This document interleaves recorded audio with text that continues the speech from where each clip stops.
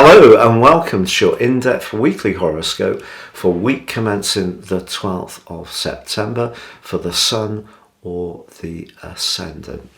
I'm going to give you a flavour of what to expect this week for us all collectively, but please stay with me as I dive deep and give you each of the 12 zodiac signs in forensic detail. Now, late last week there was a full moon in the sign of Pisces, but it was angling to Uranus, the planet of change and the planet of truth. And you know, if we can use that more innovative energy of Uranus as we come into this week, it would be a good thing to do. And that means being open to fresh approaches. But we can take a fresh approach to either our spiritual, emotional and psychological well-being or to our physical well-being. And it means that the available energy we do have is likely to be limited somewhat. And therefore we need to apply it to things that are really meaningful, and that means prioritizing. However, the Sun is linking brilliantly to Pluto.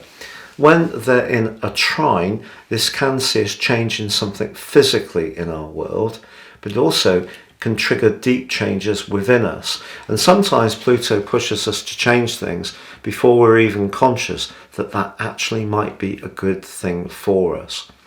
Also, there is an opposition between Mercury and the other ruler of Pisces, Jupiter. And this is going to be going on right from now, right through to the end of the month.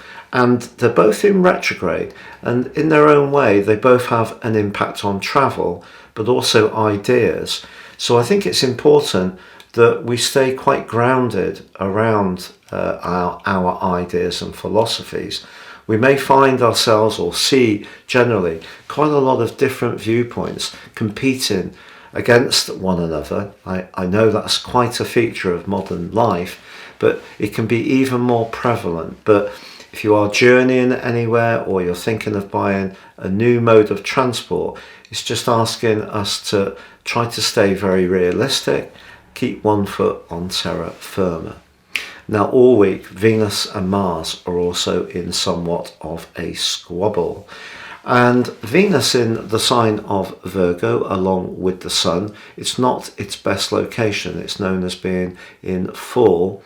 And Mars is in Gemini, so what you've got is the quick ideas of Mars in Gemini competing with the rather more cautious and practical energies of Venus in Virgo, but not quite so affectionate and openly sharing of emotion. And also the quarter moon, which occurs on Saturday, reflects that square between Venus and Mars because it's in Gemini, and that can create quite a lot of frenetic energy.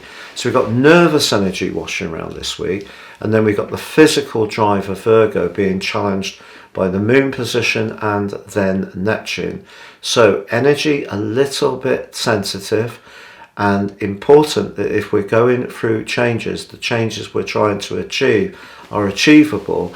And I think it's just all about slowing things down and just making sure the things we're working on are the most meaningful and important strands and not getting scattered too much. So Scorpio, your week commencing the 12th of September forecast sees the Sun and Venus in your sector of friendship, of future plans, of networking, and the more aspirational side of life. And this is a good place for them to be for you.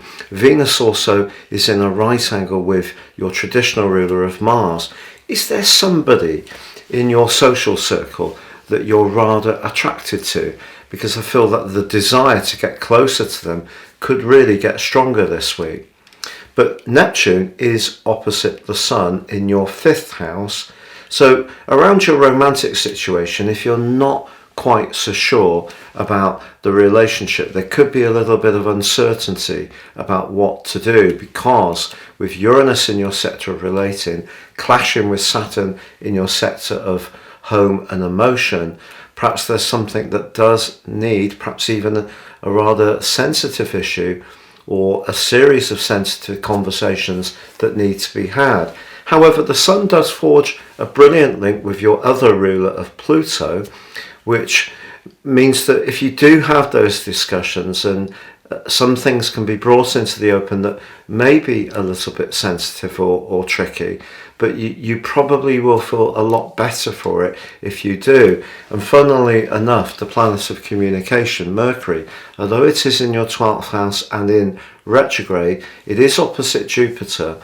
And sometimes releasing things, just saying out loud how we feel, even if we say it in a very constructive way, we don't necessarily have to be hostile, but just say how we feel can be incredibly powerful.